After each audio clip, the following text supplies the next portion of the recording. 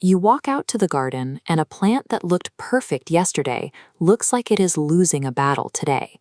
It feels completely sudden. Pests rarely destroy a plant in 8 hours. By the time you notice severe damage, the colony has typically been feeding for days or even weeks. This timeline charts a 14-day infestation cycle. Let's map how a typical pest population builds up. For the first 10 days, the signs are subtle. Tiny spots or leaf curls, easy to walk past. That dramatic collapse only occurs at the very end. Trying to prevent this by memorizing thousands of individual insect species is a failing strategy. There are simply too many bugs, and they are built to stay hidden from predators and from you. Effective gardeners stop looking for the bugs themselves. Instead, you analyze the physical evidence they leave behind. Every pest leaves a specific, identifiable pattern of damage.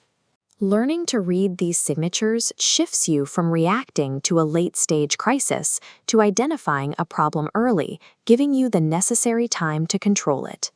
This decision tree breaks down the diagnostic framework we use to categorize symptoms instantly. It begins by dividing the plant into 3 zones: foliage, residue, and soil. We will start by isolating the foliage branch, focusing strictly on structural damage where physical leaf tissue is missing. A leaf with large random chunks taken out of it tells a very different story than a leaf that has been stripped down to a delicate lace-like pattern. Those rough, irregular holes indicate adult chewing pests like beetles or caterpillars feeding openly on the leaf tissue. If the leaf is skeletonized, leaving only the structural veins behind, you are looking at larvae or specialized insects like flea beetles that solely consume the soft surface tissue. This visual distinction dictates your treatment. Using a solution meant for adult insects when larvae are the actual culprits wastes your resources and allows the damage to spread. Sometimes a leaf will curl, turn yellow, and twist unnaturally, but you will not find a single bite mark anywhere on the plant. This happens because sap-sucking insects, like aphids and whiteflies, pierce the plant and drain its nutrients. The plant reacts to this internal stress by deforming its growth. Looking back at the decision tree, we map this under the foliage branch as deformation and curling, which points directly to sapsuckers. Because they do not chew large holes in the open, the only way to confirm this specific threat is to physically flip the leaf over. That is where the colony feeds. Missing this symptom compounds the problem. Gardeners see a wilting, curling leaf, assume the plant needs water, and drown the soil, adding root rot to an active infestation. The next major diagnostic category is residue. If you touch a leaf and it feels tacky or looks coated in a shiny, sugary glaze, you have an active colony above it. Often, that sticky surface is covered in a dark, powdery substance known as sooty mold, which looks highly alarming. But that mold is not a primary plant disease. It is a harmless fungus feeding entirely on honeydew, the sugary waste excreted by the hidden sapsuckers we just identified. A different textural warning sign appears in hot, dry conditions.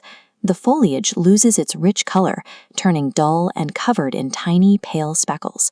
Those speckles, accompanied by microscopic webbing clinging to the stems, indicate spider mites. The mites themselves are nearly invisible. Attacking the black mold with fungicides or trying to spot individual mites is ineffective. Your intervention must target the insects producing the residue and webbing. The final diagnostic zone covers severe symptoms occurring right at the soil line or entirely underground. On the decision tree, the soil and roots branch expands into 2 definitive signals: severed stems and wilting in wet soil. Finding a seedling perfectly cut at the base is the definitive signature of nocturnal cutworms. If a mature plant is wilting heavily despite sitting in moist soil, the problem is underground. Grubs are chewing through the root system, severing the plant's ability to absorb water. Ignoring soil-level indicators leads to total plant collapse. Surface-level leaf sprays are useless here. These attackers require targeted subterranean intervention. Bypassing pest memorization in favor of this decision tree allows you to immediately categorize the specific threat level facing your garden. This forces a choice in how you spend your time. You can either spend hours of your weekend in a panic over dead plants, or you can build a proactive daily habit. Walk through your garden, look under leaves, notice small changes. Because pests don't appear overnight, they build up slowly, and if you catch them at the beginning, you stay in control. Miss that window, and they take over. Put down the encyclopedias. Rely on a rapid, daily physical inspection. Lift the leaves, check the undersides, and scan for residue. Shifting your strategy from late-stage weekend triage to early-stage symptom categorization physically reduces the hours required to keep your yard alive. Categorizing these damage signals early makes your garden management much simpler. It ensures your interventions are targeted and effective, setting the stage for how to naturally eradicate the pests we have identified.